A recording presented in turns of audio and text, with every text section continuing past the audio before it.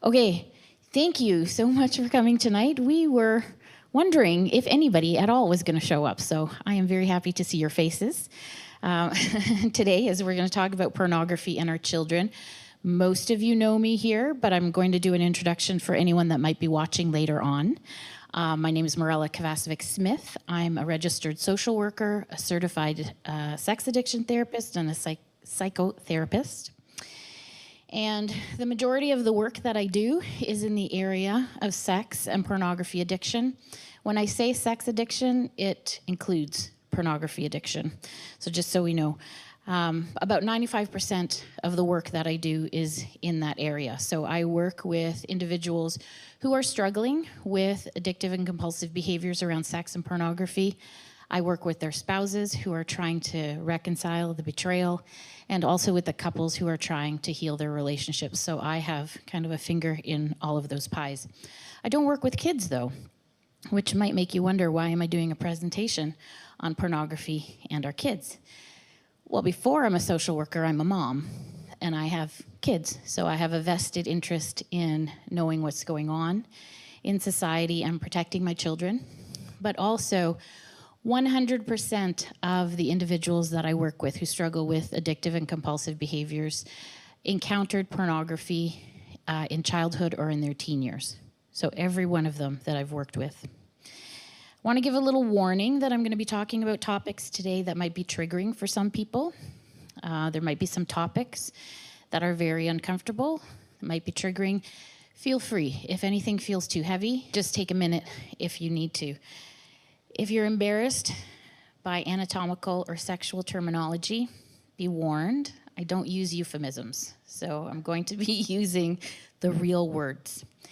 And if you're watching this later, please ensure that there are no children around. This is not appropriate for children. This is geared towards adults.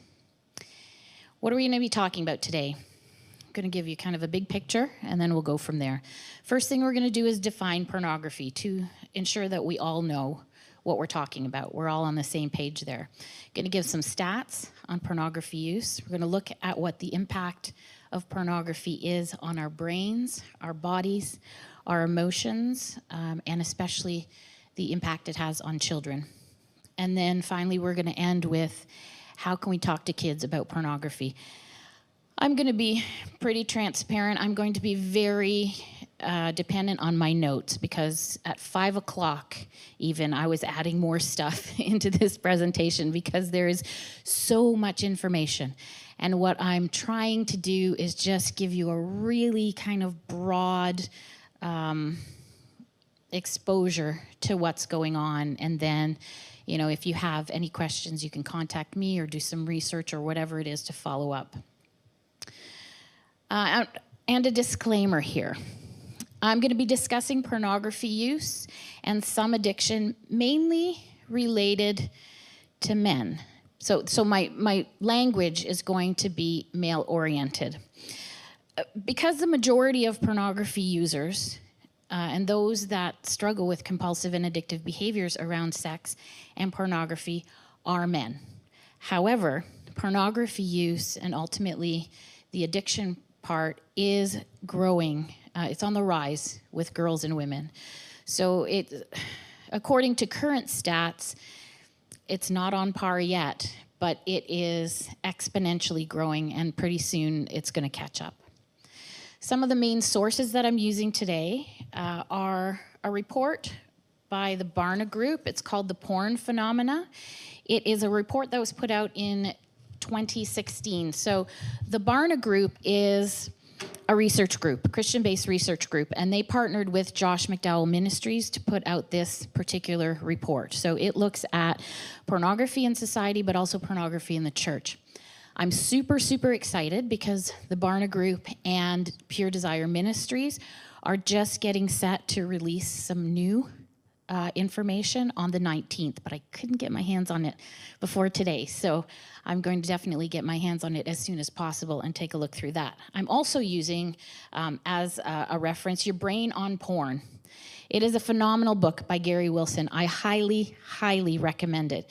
Gary Wilson, he's passed away, but he had started a website called Your Brain on Porn, and there is a presentation that he does on YouTube.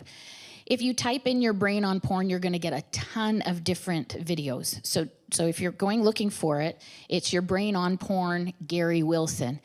And it is packed with information about the impact of pornography on our brains. I have watched it probably 4 times, and I am not even close to downloading all of the information that he has in there, and he does it in a pretty accessible way. And then I have various different websites and things that I'm going to try to reference when I can. So what's pornography? The Oxford Dictionary definition is explicit depiction in pictures, writing, or other material of sexual subjects or activity in a manner intended to arouse. It does not include material intended for other educational, artistic, or aesthetic purposes. There is a wide spectrum of what people believe is pornography. So some people will say any nudity at all is pornographic. But when you look at Michelangelo's, sculpture of David, which is a male nude form, I wouldn't call that pornographic. That's artistic. That is a celebration of the male form. However, some people would. And the word pornography is made up of 2 parts. Porne, which means prostitutes, and I'm sure I'm not saying this right, graphein, which means to write about. So in ancient times, pornography was words. It wasn't pictures. Might have been pictures scratched in the dirt, but more words. And in the Victorian era in England, that's around the late 1830s to the early 1900s, that's when we first begin to see erotic novels show up. And so the British government struggled to kind of tamp that down, and they began to criminalize pornography. But how do you define pornography in law? So they had 2 different facets. So they were looking at form and they were looking at function. So they needed, again, to distinguish between things like Michelangelo's David and erotic novels and perhaps erotic visual depictions. These days, in the West, a big defining factor which determines if something is pornographic or not is what the material is used for. So more along the lines of function. And if you're using it for personal arousal and or masturbation, it's pornography. So when I'm working with clients and we talk about a period of sobriety, so we're going to aim for 90 days of sobriety, no pornography. Some of them will get pretty stealthy, and they will just walk the line. So, between sexualized material and technical pornography. So they might just be accessing Instagram models in bikinis or fitness models doing their workouts. But here's the thing. In terms of what goes on in our brain, whether that individual is wearing clothes or not, if you are using it for personal arousal and or masturbation, it is lighting up the same reward system in our brain. It is doing the exact same function as technical, proper pornography. So let's look at some stats. There's going to be a lot of information. This is recorded, so you can go back and watch it. If you have any questions, we can talk later. But according to Statista, which is a stats website, in 2014, 35% of the world had access to the internet. Just 10 years later, it's 67.1% of the world that has access to high-speed internet. So that's about 5.4 billion users. And the pornography use has skyrocketed since we got high-speed internet. And we'll talk a little bit more about that later. So the most popular websites as of November 2023 that have been accessed worldwide, we've got Google, with 175 billion visits to date, and it was started in 1988. YouTube has 113 billion visits to date. It was started in 2005. Facebook, 18.1 billion visits to date, started in 2004. And the pride of Canada, Pornhub, 12.8 billion visits to date, and it was started in 2007. And interestingly, it was started and is, I believe, still headquartered in Montreal. According to Pornhub's own statistics, 40 million users access their website every day just in the US alone. 40 million. According to the Mission Frontiers website, there are 42 million porn sites with a total of 370 million pages of pornography available on the internet. And I've heard pro-porn advocates say that's inflated, that's exaggerated, that's not true. Okay, fair enough. What if we cut it in half? Say maybe we are a little inflated. Still 21 million sites with 185 million pages of porn. Well, maybe even that's too much. Let's just take a quarter. Let's cut it down by 3/4. 10 million pornography sites with 120 million pages of pornography. That's still a staggering amount that's available at our fingertips at all times if we have a smartphone. So what happens to our brains when we're continually exposed to pornography? I'm going to talk a little bit generally in terms of all individuals, then we're going to start to focus on what happens to the brains of children. So I'm going to talk a little bit about neurobiology here, but I'm going to try to keep it very, very simple. First of all, because I am no scientist, and I really kind of struggle to take this information in as well. But we need to know what's going on in our brains. And our brain has a reward system which is designed to drive us to natural rewards like sex and food and bonding for survival. And stimuli like sex, a delicious watermelon, or intimate cuddling can trigger our reward system, and it triggers our brain to release dopamine. And dopamine's purpose is to motivate us to do what serves our genes. So we bond together, we want to do more bonding. We bond even more, we procreate. That is how we keep the species going. But dopamine is not really the pleasure hormone, and sometimes we get that kind of mixed up. It's the seeking and searching for pleasure hormone. So the bigger the release of dopamine, the more we want something, and we go searching for it. In society today, we have what's called superstimuli. So fast food, junk food, pornography. They hijack our natural reward system, so we all need to eat. We all have a sexual side to us. They hijack that, and they become superstimuli, which causes our brains to release huge releases of dopamine. Our brain was never meant to do that.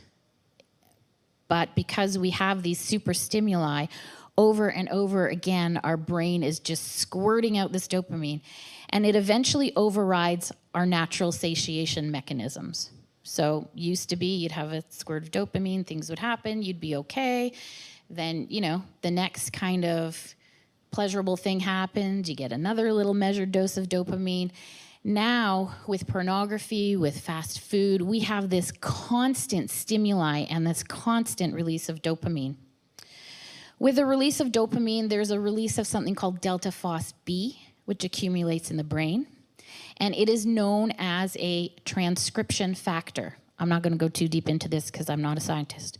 But what it does is it flips the switch on specific genes in our brain, and it physically and chemically alters our reward circuitry in the brain. So basically, it rewires our brain to want whatever we've been binging on, and it increases the craving. The problem is we can burn out our reward system. And when we have dopamine highs, if we're continually having these super normal dopamine rushes, eventually what happens is we get a high, but we drop down even lower than we were before the high. So overall, the trajectory is downwards. And what happens then? Well, we have a numbed pleasure response. So everyday things in life aren't satisfying enough. And so we spend more and more time seeking and searching and doing the things that give us that dopamine release. If we're constantly engaging with porn, we get a hyperreactivity to porn. So really quick stimulation, hyperstimulated. We can also get, at the same time, a desensitization. So we need more and more novelty. So this is called the Coolidge effect. So this is, I believe it was an experiment done with animals. So you put a ram in with a female, and he can get the job done super quick because she's novel, and she's new, and she's interesting. The longer that male is in the proximity of the female, the longer it takes for him to get the job done. He's getting a little bored. Swap her out for a new female, and he's back to being super quick. And this is not only what happens with animals. We are wired to a certain degree for novelty, and I'm going to say the E word that I know some people are uncomfortable with, but from an evolutionary perspective, we're looking for novelty because we want to spread our genes around. At the very basically, that's what's going on. So we are wired for novelty. But those aren't the only impacts of pornography. Pornography impacts our brain. So actually, with extended use of pornography, there is less gray matter in our brain. So we can think less clearly. We can focus less. Like there are actual studies that show less gray matter in our brains with extended use of pornography. But some of the other impacts, here's the big one: erectile dysfunction.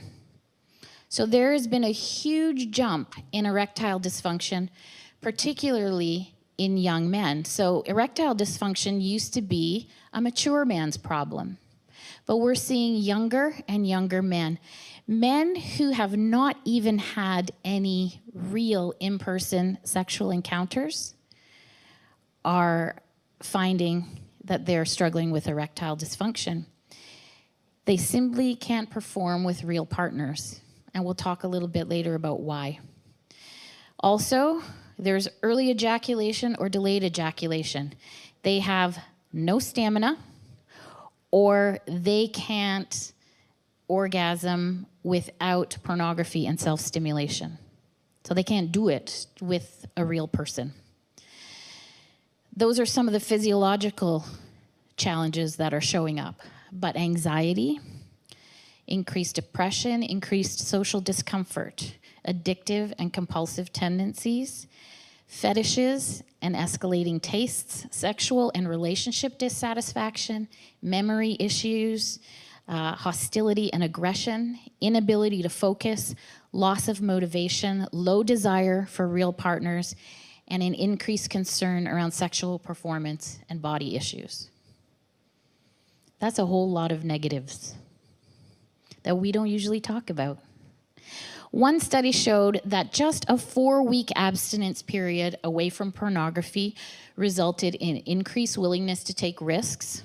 So you're actually getting out of your house and away from the screen. Increased extroversion, an increase in conscientiousness, increased altruism, an increased ability to delay gratification, and less neuroticism, which is the ability to manage our emotions. So they could manage their emotions better after being away from pornography for 4 weeks. So what's actually happening in the adult brain with repeated exposure to pornography? It's shocking enough to hear all this stuff that happens in adult brains. what happens in younger brains is even scarier.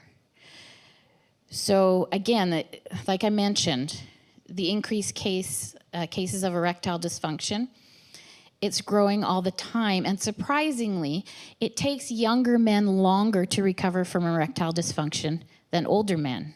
And why is that when older men probably have decades more pornography use than young men? Well, quite simply, the older men's sexual conditioning happened in relationship with another person.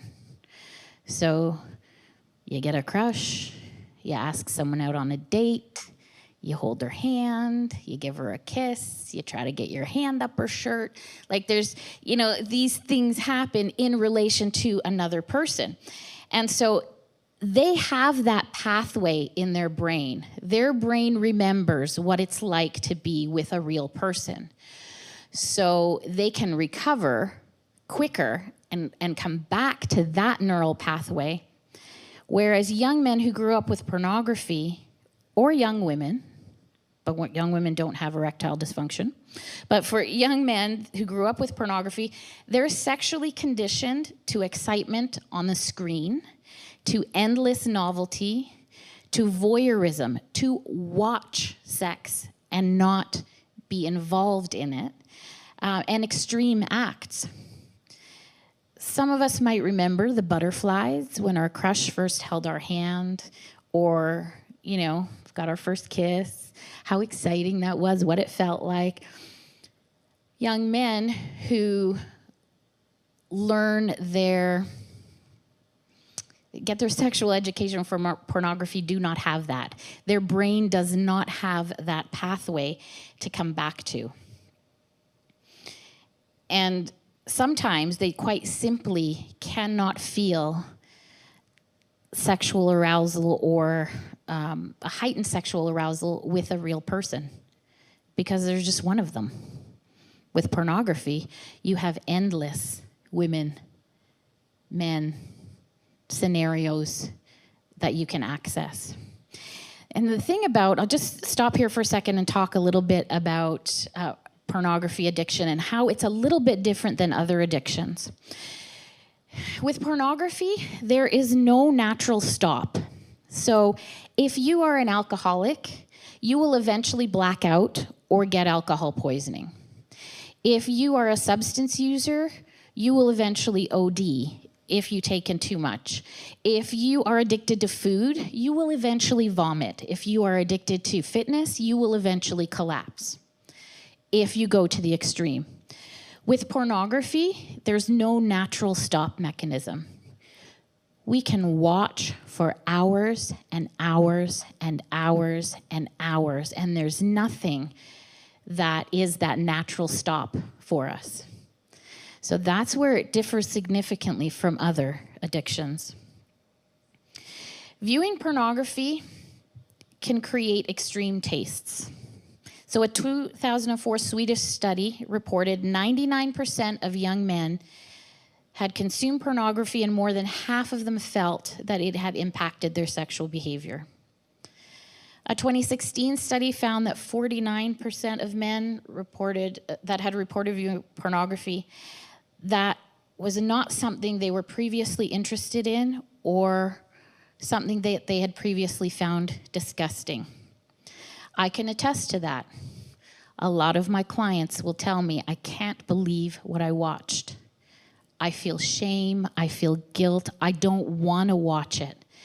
But once we start going down that rabbit hole, once we build up that tolerance where maybe vanilla porn just doesn't do it anymore, because of that dopamine, that seeking, searching hormone, we start looking for things that are more extreme. So either we're going to do it more often or we're going to look for content that is more extreme. And that's how clients end up, or individuals end up viewing pornography, that if I just asked you today, hey, do you want to go watch gangbang porn? You'd be like, oh, no, that's disgusting. Until you get on there and you're just not getting the sensation that you used to before, so you go looking for things that are more extreme. And the teenage brain is a fascinating thing. So when we're young, our brain is a sponge because we have to learn everything from our first breath to how to eat, to how to comfort ourselves or be comforted, how to walk, to talk, to feed ourselves. Like, think of what a baby learns in the first few years of life. It is phenomenal. But by the time we reach our teenage years, we don't need all that information anymore. And so our brain starts to prune out the things that we don't need anymore. Like, I don't need to learn how to walk anymore. I've got this down. That information is out of there. And at the same time, it starts to strengthen pathways that are being reinforced. By the age of 12, our brain actually shrinks as it prunes out what's unnecessary. If you think of baby proportions, right? Their heads are huge compared to their body, right? There's a lot of brain in there. As we grow up, things kind of start to even out, hopefully. So, yeah, that's our brain. Now, if a teen is watching pornography every day, guess what the brain does? It strengthens that pathway because it interprets that it's an activity that's necessary for survival. We eat every day, we sleep every day, we drink water every day because we need that for survival. Well, if we're watching pornography every day, we must need that for survival, and it gets hardwired into the brain. So when I'm talking to my clients about pathways in the brain, this is how I kind of talk about it. Imagine a field, untouched. You've got grass growing, and you walk across that field. What happens? Grass gets crushed. If you don't walk across that field, again, for a few days, that grass pops back, things grow up, everything is as it was. What happens if you keep walking that same path every day? The grass gets crushed down, eventually it dies, then it's a dirt path, then it's kind of a little, a gully, because you've been walking through that all the time. And that's how our brain works when we continually engage in the same behaviors over and over again. We're carving those pathways in our brain. And when it rains in that field, where does the water go? To the pathway, to the lowest point. So our thoughts and our emotions and our behaviors are the same. When we have that pathway really deeply etched into our brain, that's our default. I'm feeling bad. Oh, I'm going to go watch porn. I feel lonely. Oh, I'm going to go watch porn. I'm bored. I'm going to go watch porn. I feel bad about myself. I'm going to go watch porn. I'm feeling sexually stimulated. I'm going to go watch porn. Everything keeps going back to that pathway. Now, just jumping back to that information I talked about where young men are having a longer recovery period in terms of erectile dysfunction. So if we think of our brains, this is another metaphor, this is a highway metaphor. So as we're growing and as we mature, we get these pathways into our brain, and some of them get hardwired, and I call those the highways. Those are the ones that are there, and they're solid, and they're not going anywhere. So for individuals who have had their sexual, it's Friday and it's late and my brain is stopping right now. When their sexual experience has been with real people, in relationship to real people, then that is the highway that gets, hardwired into their brain. So let me just say, I'm 51 years old, and when I was younger, people of my age and in my era, if we wanted to access pornography, you had to go to the store, and there were, like Playboy and Hustler way up at the top, and you had to pick a magazine up and go to the counter and pay for it. Someone could watch you going into the store, picking up the magazine. You had to interact with the person at the cash. It was not anonymous. If you wanted to go see movies, you went to special movie houses, or you bought yourself reel to reel. But then you had to have all of the expensive equipment to run that. So there was a lot involved. It was not easy. And so even if, let's say, a dad or an uncle or a grandfather had a subscription to Playboy, so there were visual images, right? Even if they had, say, 100, 150 magazines, there was still a finite number of images. So they could only see what was in the magazine. And when, that brown paper package got delivered to their house every month and they opened that Playboy, they could only access what had been put in there. So the accessibility was far, far different than it is now. So even if they were accessing porn in the 70s and the 80s, it was probably a lot less. And so it was their sexual experiences may have included pornography, but would have also included real person interaction. So that is the highway. And so if they hit the era of high-speed internet in the early 2000s, and their porn uptake went through the roof, and they had some addictive and compulsive tendencies, they end up with erectile dysfunction, they can course correct because that pathway of pornography and high-speed internet was an offshoot of their main pathway. For young people who are growing up in the era of high-speed internet, their pathway, their main highway is pornography, and the offshoot is actual relationships with people. Does that make sense? So there is a huge difference in the way that our brains get wired. And each of us has an arousal template. And an arousal template can already be discerned by the time children are between the ages of 5 and 8. And basically an arousal template is what turns us on, what gets us sexually aroused. And we all have it. I remember when Eli was in kindergarten, he had this lovely special friend named Michaela, and they were special friends for a lot of years. And she was blonde and blue-eyed and just the sweetest little thing. And I remember the one time that he ever kind of said, "Hey, that girl's pretty," when we were watching TV. Guess what color her hair was? She was blonde. I'm not saying that's his arousal template, but those are 2 data points. And I'm talking like he was 4 or 5, 6, like really, really young, and he didn't have sex on his mind at all. Michaela was just his special friend, and he saw a pretty girl on TV. Templates are formed by family messaging, our early sexual experiences, spirituality and church influence, the media, and childhood abuse. They come together to form our internal process that we call sexual arousal. But our arousal templates are malleable, and they can go through profound changes due to exposure to pornography and sexual addiction. And we can see this clearly. This is going to be disturbing, I'm not going to lie. In a subgenre of what's called forced feminization porn.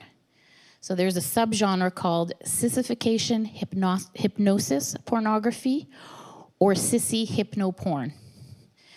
So the express purpose of sissy hypnoporn is to instruct men to become women. They do this through hypnotic music and beats, erotic pictures that are flashing, and the repetition of phrases such as, "You're not really a man. You're a woman right now. Just by listening to me right now, you've already become a woman." And then they go on to suggest sexual acts that the individual will participate in as a woman.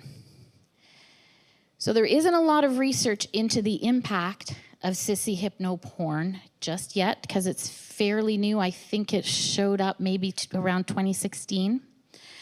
But anecdotal evidence on forums like Reddit and different places suggests there are thousands of men who've been impacted by this type of pornography and are attempting,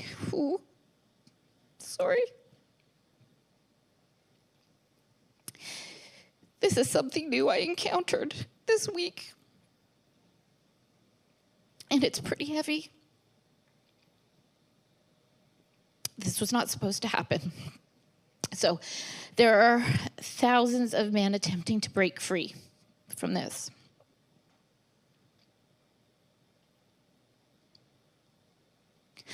I have a client who shared with me this week that he had never had same-sex attraction, had never had thoughts of being a woman.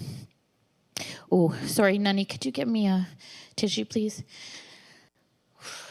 But once he engaged in sissy hypno porn, he was buying women's clothing and dressing up and purchasing sex toys and following the instructions of the videos he was watching.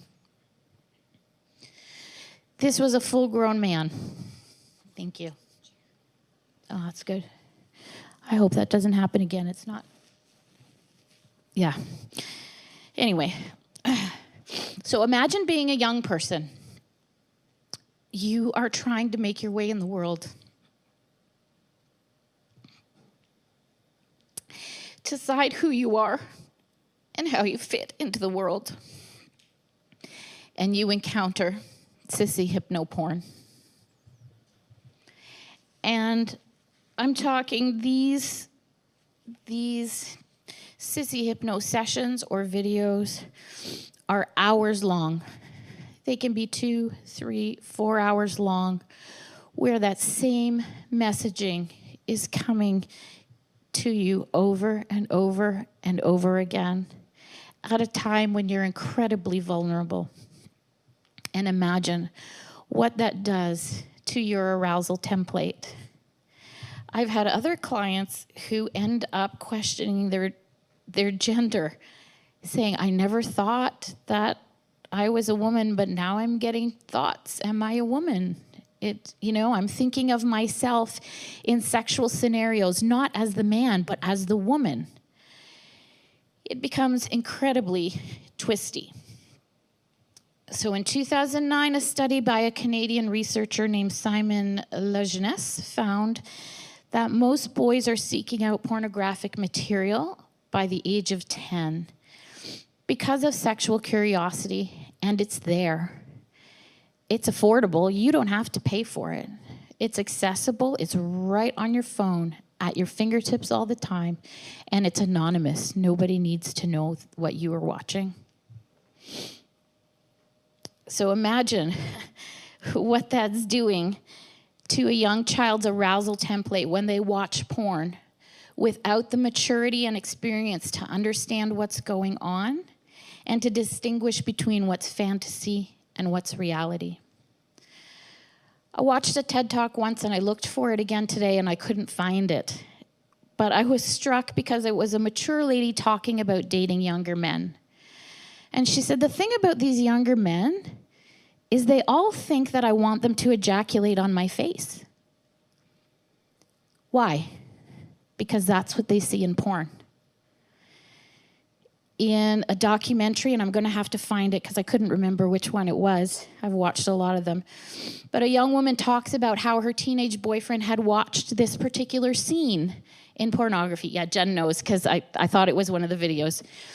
And he kept asking her, like he wanted to punch her in the face so that her nose would bleed. And then he could ejaculate on her face and watch the blood and ejaculate mix. Teenagers. And she kept saying no, no, no. And finally he said to her, well, you're not even going to know when I do it. And that was when she broke up with him. Thank God. Fight the New Drug. It's an organization that fights against the pornography industry. And their stats show that 53% of boys and 39% of girls believe pornography is a realistic depiction of sex. And consumers of pornography tend to be less satisfied in their relationships, less committed to their relationships, and more permissive of cheating.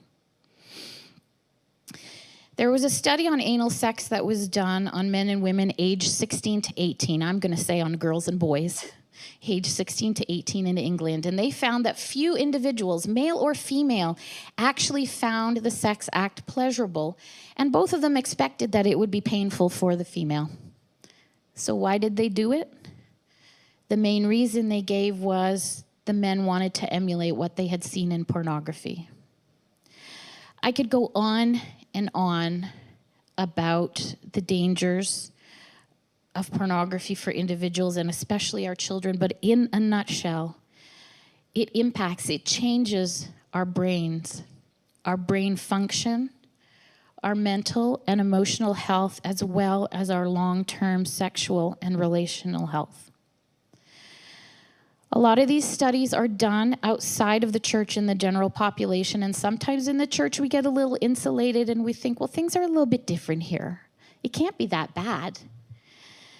According to Mission Frontier's website, which got most of their information from the Barna Report and Covenant Eyes, which is an organization that produces monitoring software for phones and devices, 68% of men that attend church watch porn on a regular basis.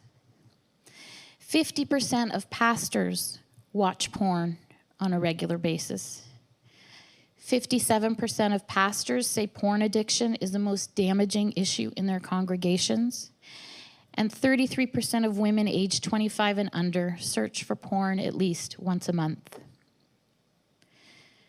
Things are not very different here in the church than outside of the church.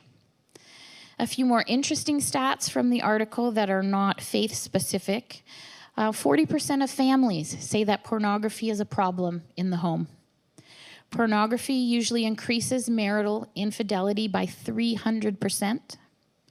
56% of American divorces involve one party having an obsessive interest in pornography. And 55% of married men and 25% of married women say they watch porn at least once a month. Just 2 hours of occasional binging, even if you leave weeks in between, can alter the brain and increase compulsivity and inhibit our ability to control impulses. So those weeks between binging sessions are usually white knuckling, right? I'm not going to do it. I'm not going to do it. I'm not going to do it. I'm not going to do it. Okay, I'm going to do it once. This is the last time. I'm not going to do it. I'm not going to do it. I'm not going to do it. But even that changes our brains. The more we use, the more likely we are to feel okay about it. And it loses its stigma.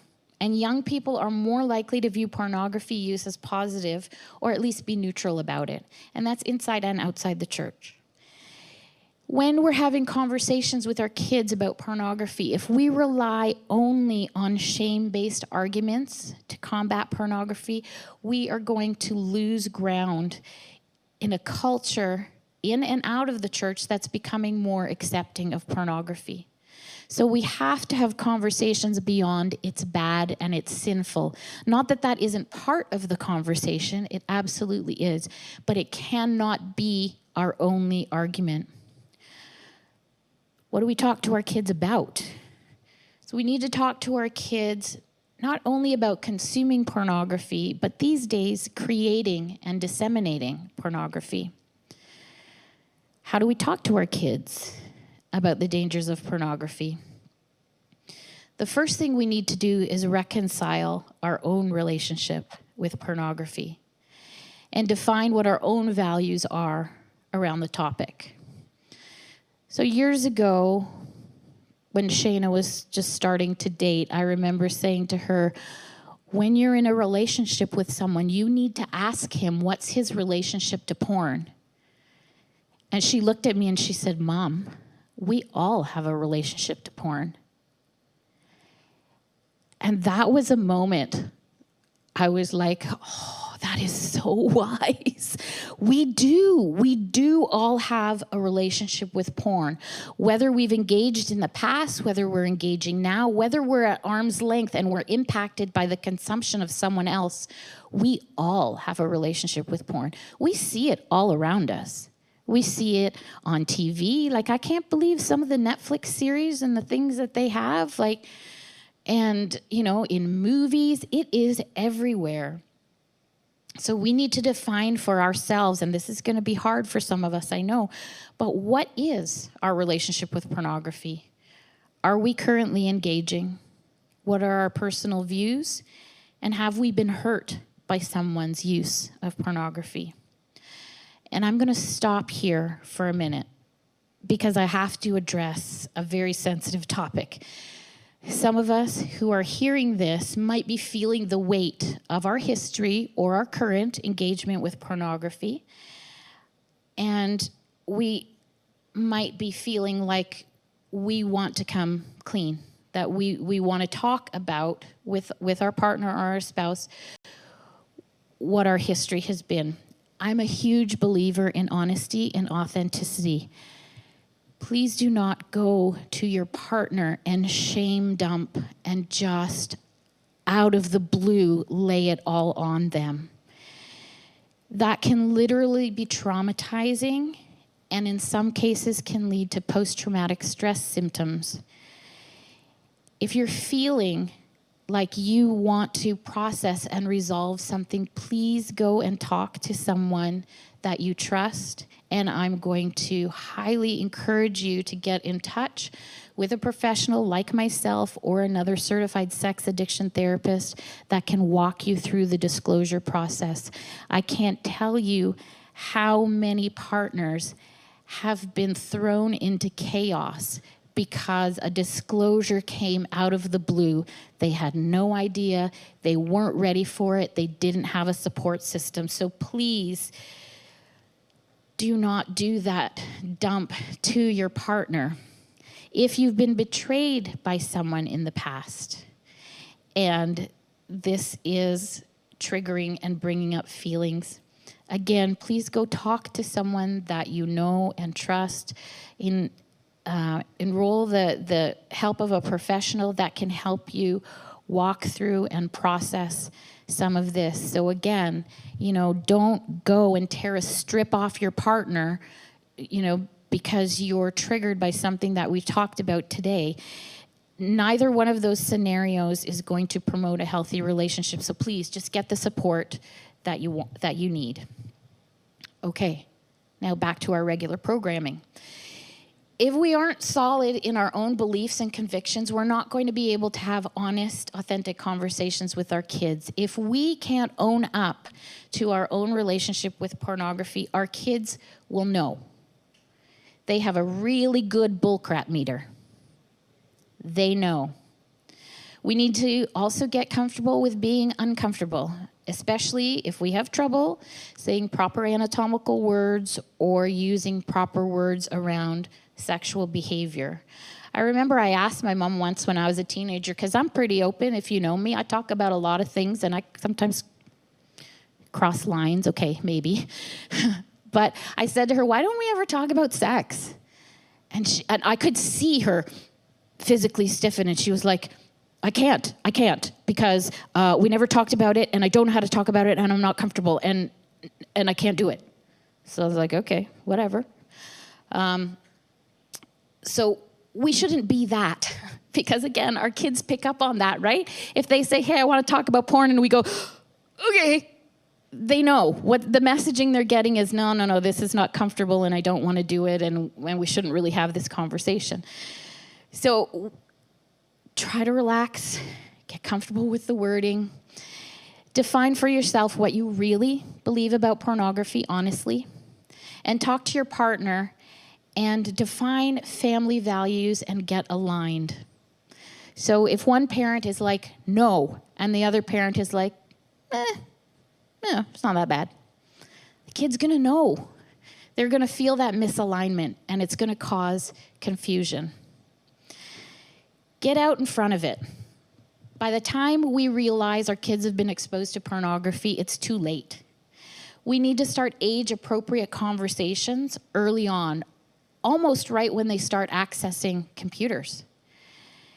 Having age-appropriate conversations with them. It doesn't have to be one big event, like, hey, we're gonna have the porn talk. It can just be small, continuous conversations that help normalize talking about pornography and help keep it out in the open and help your kids start to feel comfortable with the conversation. Leave shame out of the discussion. Shame will shut their mouths faster than anything else. Establish clear rules about acceptable sites to visit. So studies show that children are less likely to search for porn sites, and if they do it less often when they have clear boundaries. Emphasize that they have a choice. No one should ever force them to watch anything that they aren't comfortable with. Just because their friends are watching it doesn't mean that they have to. They can make a different choice. Educate your kids about the performance aspects of pornography. What they're seeing is not real. Talk to them about the pornography industry. What are its aims? What are its goals? What are the dangers? So all of these is with the caveat that we do it age appropriate. So if our kids have no exposure to sex, they don't know what's going on, don't start talking about pornography. But you can have conversations about acceptable, unacceptable sites, what happens when they find something that's confusing. Here's a big one. Help them to think critically. Ask them, if they encountered a pop-up, because how many of us have not encountered a pop-up? Or I remember when the girls were small and I typed in Barbie because I wanted to look up Barbie. Do not type in just Barbie. You have to type in Barbie Mattel or Mattel Barbie, because Barbie alone takes you to a lot of content that is not child-friendly. So, ask them, what do they think is the purpose of pop-ups? What message are the pop-ups trying to send? What do they think the purpose of pornography is? Start that conversation. But this is a conversation that can happen way before porn. When my girls were small, I don't know if you remember this, Shayna, but I used to ask them when we would watch commercials, what do you think they're trying to sell you there?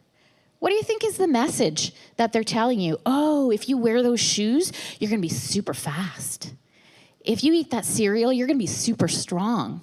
So they're already starting to think, right? What's going on in these advertisements? What are they trying to sell? What are they trying to get you to do? And that critical thinking skill is going to help them down the line. Help your child manage their online experience. This is a family decision, but we were always pretty strict about internet use. No phones in the bedroom at night. Okay. Shane was like, oh yeah, that was my fault because we had an incident and we learned that she had been texting beyond her bedtime. So anyway, that's when the rule kicked in. But it was a good rule and we've stuck to it. Eli keeps asking, when can I have my phone in my room at night? He's in grade 9. I'm like, when you're 35, dude. But okay, you use a content blocker and parental controls if you need to. Limit screen time, especially when there's no supervision. Walk them through what happens if, or rather when, they encounter pornographic materials. What do they do? How can they approach you? Sometimes it's easier to come up with code words than it is for them to come up and say, hey, I just saw pornography. They could say, hey, Mom, I saw something that I was curious about, or something that made me feel a little uncomfortable. So if you can come up with sort of code phrases that make it easier. Talk to your kids about what messaging pornography sends about gender roles, sexual experience. And if they've already encountered pornography, talk to them about how they can avoid encountering it again. So how did they get there? What was the pathway? What can they do differently next time? Again, that critical thinking piece is, I can't emphasize that enough, just for life in general. And how do we talk? Sometimes the conversations need to be different with boys than with girls. Now that I'm a boy mom, I'm acutely aware of the different messaging. So, when my girls are growing up, I say, hey, when you go to a party, you never let go of your drink. Don't put it down. Don't take your eyes off of it. Don't let a guy bring you a drink. If he wants to buy you a drink, he takes you to the bar. He pays for it. You get it directly from the bartender. So this is the messaging that I gave to my girls to keep them safe.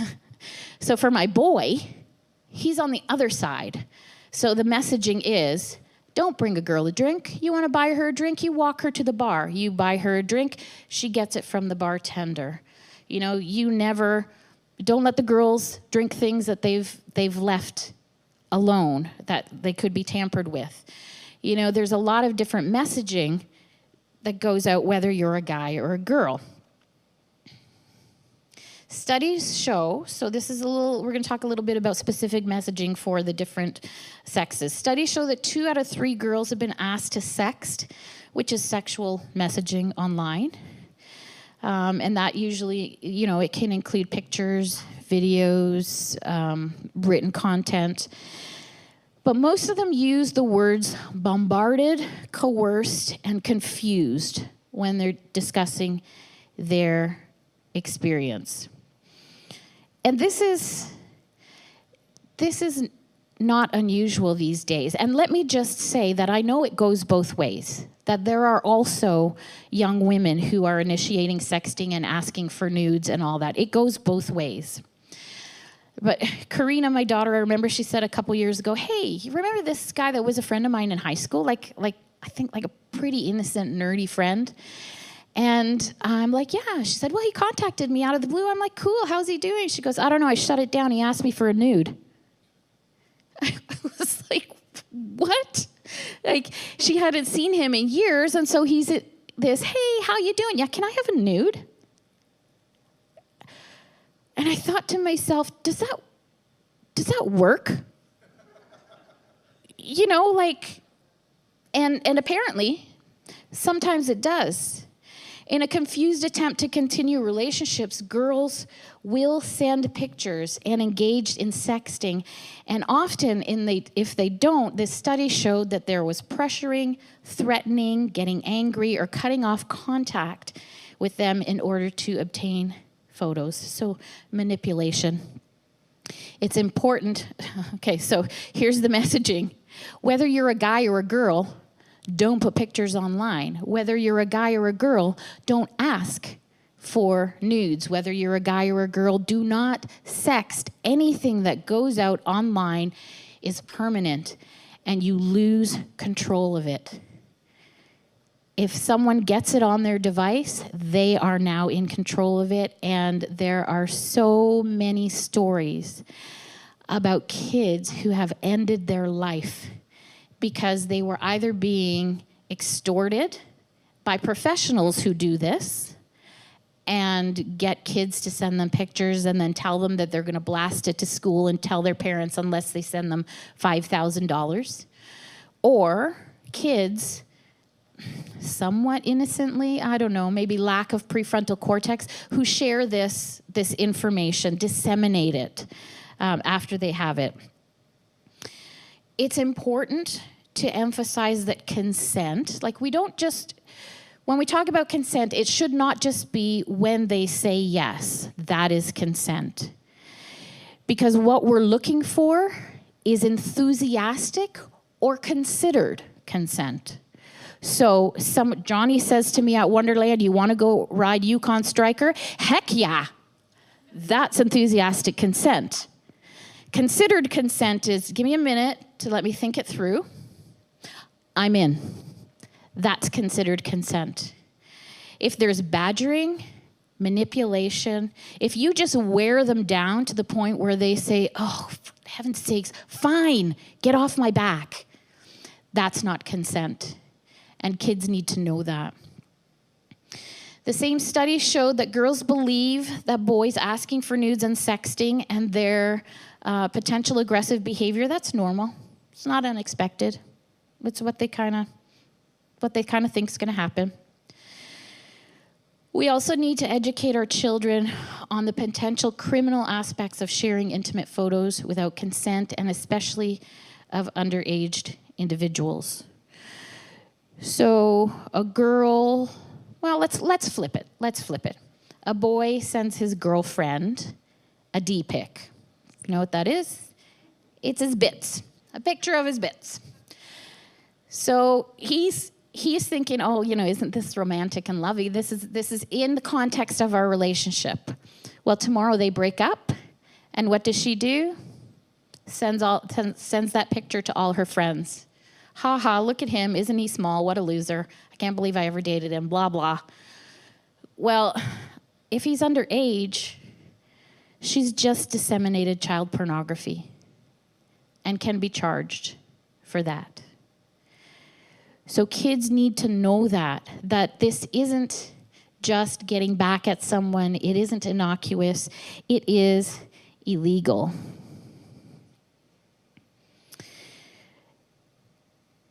If we share an intimate picture of ourselves, like I said, we lose control of that property. And there have been young women that have sent pictures, and their pictures end up on porn sites. And they're there essentially forever because there's very little recourse. And the organizations don't care. So Pornhub there are a lot of allegations against Pornhub. And one of them is that they have amateur video on there that is not consensual. So there are videos of non-consensual sex. There are videos and pictures posted that the young women did not consent to. And there are women who have been trying for years to get the videos off, videos of their rape, videos of their sexual assault. They're reminded every day that that is out there. And not only were they violated that one time, they are violated every time somebody watches that video. So that's a hard stop. Do not send things online. In this age of OnlyFans, where amateur pornographers are called models, isn't that a nice euphemism? You're not a prostitute, you're a model. And they're told that having their own OnlyFans account is both sexually and financially empowering. It's empowering to be a sex worker. You're in control of the content that you create, and you can earn so much money, and that can facilitate the rest of your life. So this is the narrative that young women are hearing. And the narrative that young men are hearing is that these women are choosing to do it. This is their choice. So what does it matter if I go on and watch and get a subscription? It's what they want to do. But we need to teach our children to think critically about the accuracy of the messaging and the consequence of their choices. So young ladies who, when they turn 18, hop on OnlyFans. And you know that the average OnlyFans creator makes about $180 a month. There are some that make hundreds of thousands, that is true. And they will lure young girls in with that messaging. But the average content creator, and we're talking like daily content and all that, you have to work it, $180 a month. They're selling their soul for $180 a month. And they think, but I'm in control of my content. I get to choose what goes on there.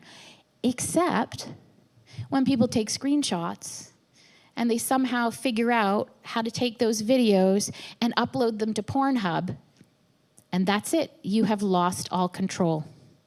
And now say you're 25 and you want to be a lawyer, and you've gone to school and you're looking around and they do a background check. And what do they find? OnlyFans.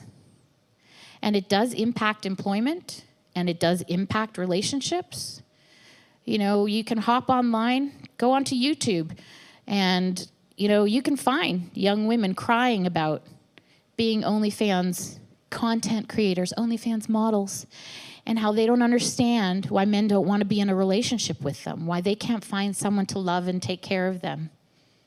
Because men are the ones that are, they're the ones that have the problem. They're the ones that are closed-minded. They're the ones that have an issue with OnlyFans. There's nothing wrong with it. We need to teach our children finally about healthy relationships. We can't assume that they're just going to know. A lot of us, I remember being a teenager and watching John Hughes movies, like Some Kind of Wonderful and Breakfast Club and all those, Dirty Dancing, all these really romantic movies, right? You get into this relationship, you have a summer love, all that kind of stuff. And that's how I learned about relationships, and in my own dysfunctional family. But we need to now have intentional and explicit conversations with our children about what constitutes a healthy relationship.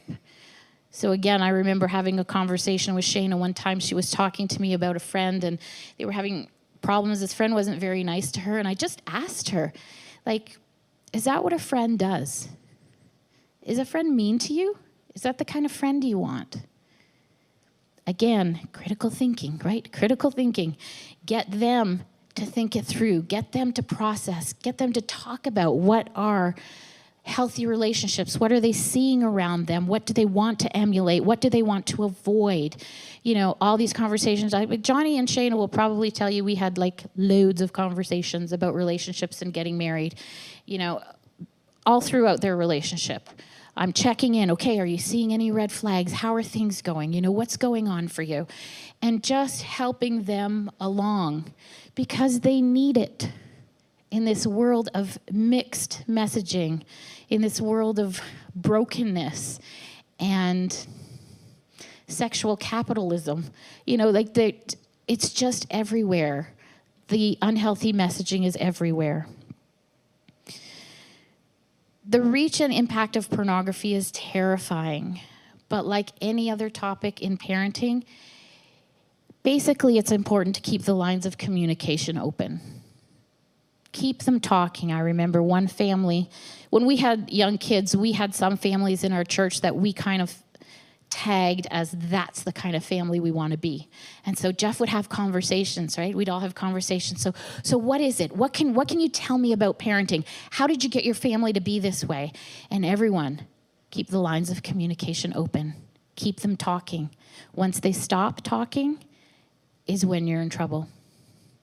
Teach our kids to think critically. I've said it numerous times. I will continue to say it again.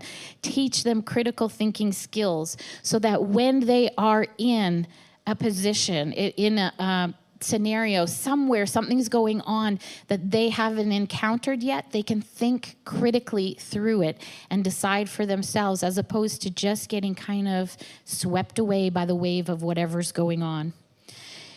And continue to be available to support them as they navigate the world. Our job as parents never stops. We walk beside our children for our entire lives. So they need to know that. They need to know that we're there. And we need to be able to offer them something, something valuable, something educational, something supportive.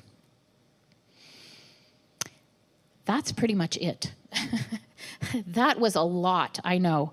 A lot of words, a lot of facts, a lot of heavy stuff. But I want to open up.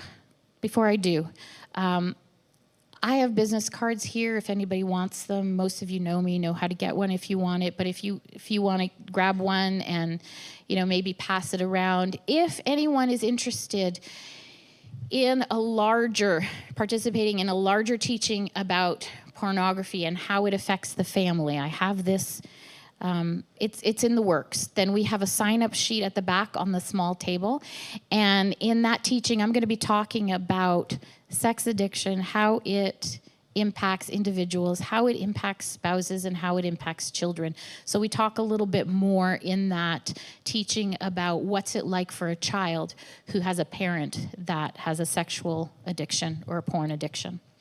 And now we're going to open it up if anybody has questions. We did set up the microphone. Do you want them to go to the microphone or do you just want me to repeat the question? Okay, I'll repeat because probably people don't want to get up. Okay, does anyone have any questions about anything that I said or anything that I missed? Jen.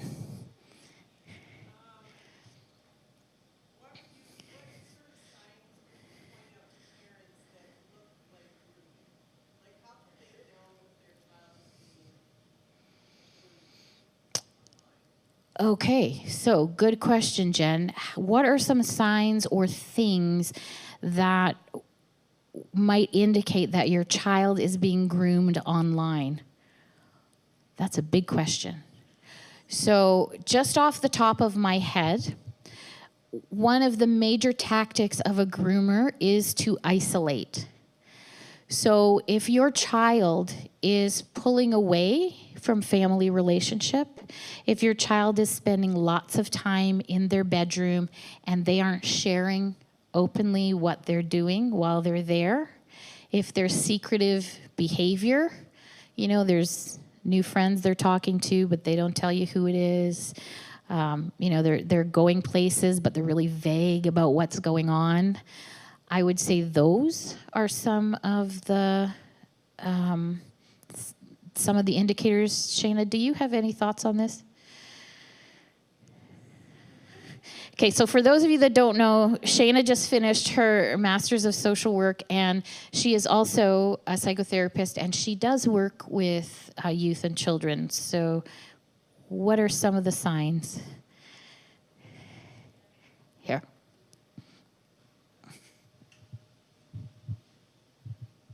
We have some like resources and posters up at work that I'm like trying to envision in my mind. But like age of friends is a big one. So like I work with vulnerable youth just because that's the type of youth that the environment that I work in typically attracts. And so youth who are coming in, they're 14 years old saying, oh yeah, this weekend I'm hanging out with my guy friend and he's 21. Red flag. And a lot of young people who don't grow up in healthy homes wouldn't recognize that that is a red flag.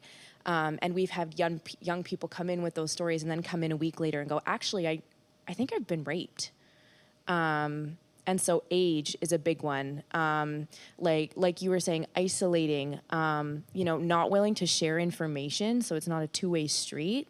I'm talking to this person online, they're asking me where I live, but they're not sharing that with me. They're either asking me to come to them or they're going to pick me up, but they don't want to come in and meet my parents. And just like shady, which I know is so vague, behavior that puts a young person on a pedestal, like the love bombing. I love you. Like, I'm going to take you places. I'm going to take you to Europe. We're going to go on trips. Like, those are a lot of things that we look out for. Yeah, those are good points. You're the only one who understands me. I'm sorry. If you're 25, how does a 15-year-old understand you? So forgive me, there's a lot of my parenting coming out here today, but it's the only experience that I have. But like we used to say to our girls, adults should not be friends with children. So, you should not be having like everyday conversational texting with adults. That's not appropriate. Like, you can be friends with adults. You can be friends with Miss Tab and with Glenn and, Felix and Rebecca. Yes, they are your friends, but they should not be contacting you daily. How are you? Let me tell you my problems. That is not appropriate. Adults are not meant to be your friends. So that is good messaging to start right at a young age. They can be friendly and they can be trustworthy, but they should not be your friends. Did that help, Jen? Okay, awesome. Does anyone else have any questions? Rebecca.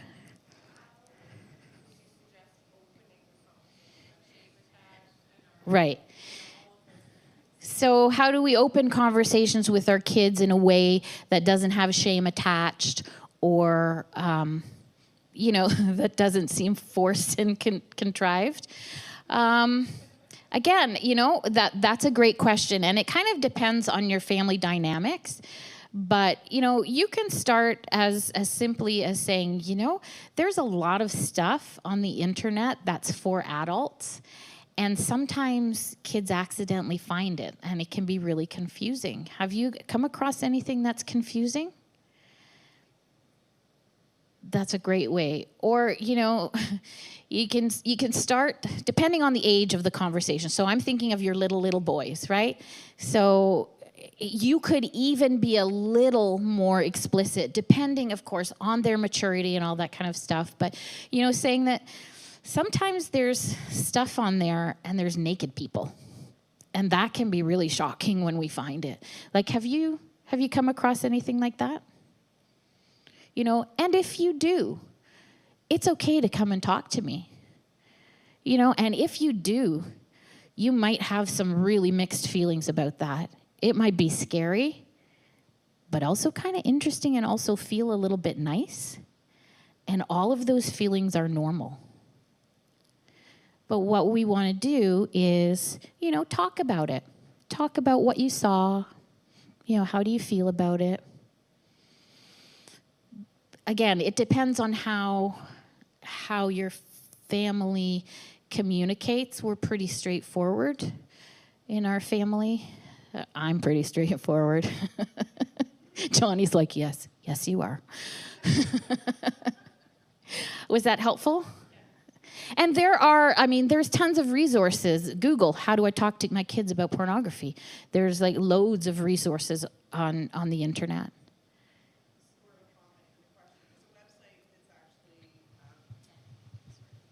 There's a website that is connected to Your Brain, the book Your Brain on Porn. They worked with Gary Wilson, called Reward Foundation, and they have a ton of resources on there. So it's called the Reward Foundation. Yeah, and if you guys have any questions, talk to Jen. Jen and Phil do this work a lot. Talk to Shayna. She's, you know, working with young people and kids. Talk to me. I've encountered a lot of resources, so we can try to point you in the right direction. And also Google. Ask the Google. The Google knows a lot. Yeah. Any other questions, comments? Shayna. Shayna has a thought that might be helpful.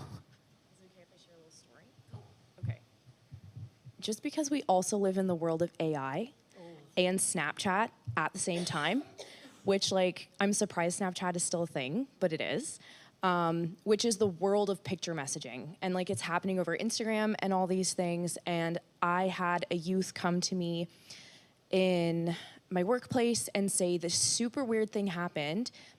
This guy who runs in my circle, but I don't like him, has access to my friends' phones, started sending himself pictures of me, and they weren't inappropriate, like fully clothed, just like little mirror selfie in the bathroom moment, like pictures of her face, but just like this strange kind of obsession with her.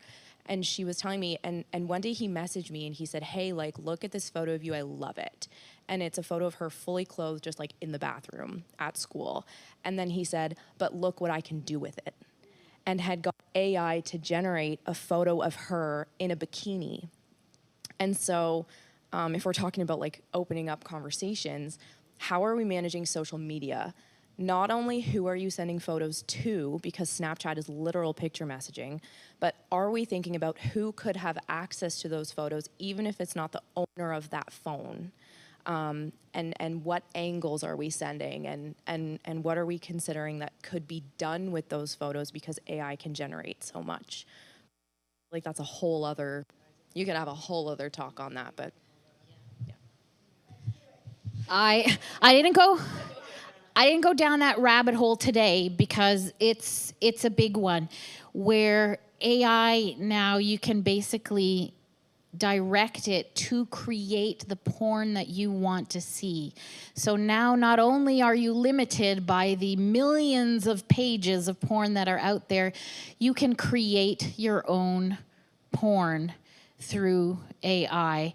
I was listening to a podcast today, and they were talking about this particularly on a case in Korea where one of their TV movie stars, her image had been taken, and through AI, they'd created, pornographic content. And the speaker was talking about how, they eventually, the movie company that manages her, they put through a law or a case through the courts, but it wasn't really, it never touched on her humanity and the violation of her rights. It talked about their rights to her image. So they were suing for the rights to her image. It was never really about the violation that she suffered as a person. But yeah, this is happening more and more often. If they can snap a picture of you, then they can, what's the AI, the deep fake AI, and they can create whatever they want to. So one of the big challenges, so when I work with betrayed partners, there is a huge sense of betrayal when they discover that their partner has been using porn. And the crazy thing is that even in the couples where the wife says, like, I don't actually care that he watches porn.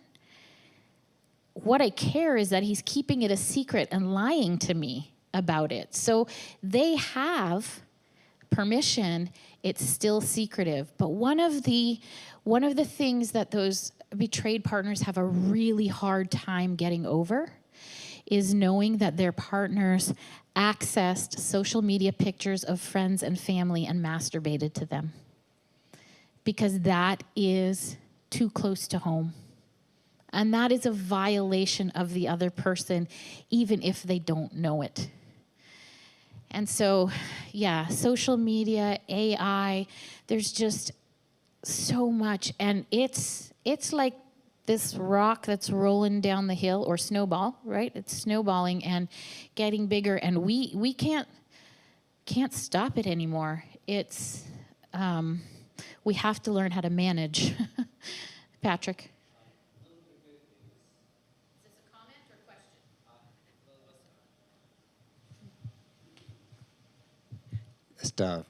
We're all busy beating up on AI. Everything AI does, I've been able to do with Photoshop for decades. But, and anybody, all of your kids know how to use Photoshop. Sorry. Google is now using AI to fight pornography. So, naive searches like Barbie, soon, if not now, will no longer yield pornographic results. You have to be more specific, and they're using AI because this pornographic sites are supposed to identify themselves, which they don't, of course. Google has now started to use AI to slow down the spread. So that's good news. That is good news. Now, a few years ago, I'll come back to you in a second, Jen. A few years ago, OnlyFans, there was an outcry, right? That OnlyFans, which is billed as like a platform for any content creator. Like, you want to have a cooking show, go on OnlyFans. You want to talk about your travel, go on OnlyFans. But let's be real, 90+% of the content on there is sexual content. And if someone says to you, yeah, I have an OnlyFans account, what's the first thing you think? Oh, you must have a cooking show or a travel show, right? No, that's not the first thing we think. And so a few years ago, there was an outcry about all this sexual material. So OnlyFans said, okay, they were gonna take it down. There was gonna be no more sexual content on OnlyFans. Well, the truth is, then there would be no OnlyFans. And so there was an outcry from content creators and those people who subscribe, and so they kept it, and now OnlyFans is what it is. But yeah, so great that Google's doing that, and AI can help with that. And on the flip side, there's this growth, of the industry. Okay, sorry, Jen, go ahead. Two things. One's about OnlyFans. OnlyFans and Pornhub last year, you would think Pornhub was the one that made more money. It was actually OnlyFans. And the other thing about like our kids and porn is it's not even that they have to go and look for porn. Porn looks for them. So like innocent games, things like that. Roblox was one that was huge. I know, Ava, I know. Like it will find them. So that's why it's so important to have those open conversations, right? And the fact that those are people in those films. They're not, well, unless they're AI, but most of the time they're actual real human beings in those films that many times have not actually given enthusiastic and considerate or considered consent. Yeah, we can have, again, a whole other discussion on pornographic content and the agreement of the actresses and how that industry just manipulates, intimidates, even if they willingly came to a shoot that was outlined with things they agreed to. Once they get there, the pressure to do things beyond what they have consented to is just overwhelming. And so the whole industry is problematic. Someone asked me, a colleague that I work with asked me, he said, so is your personal belief that we should get rid of porn? I said, absolutely, 100%. I have never heard an argument that convinced me of the benefits of the industry. All I know is the drawbacks. Awesome. Any other questions? Comments? Stories? Excellent. Well, thank you again so much for coming and for listening. For anyone that's watching later on, if you have any questions, you can contact me at livinghopecounseling.com or msmith@livinghopecounseling.com is my email. Or ask someone that knows me. If you have any questions, if you need any support, please feel free to contact me. Awesome. Thank you again, guys.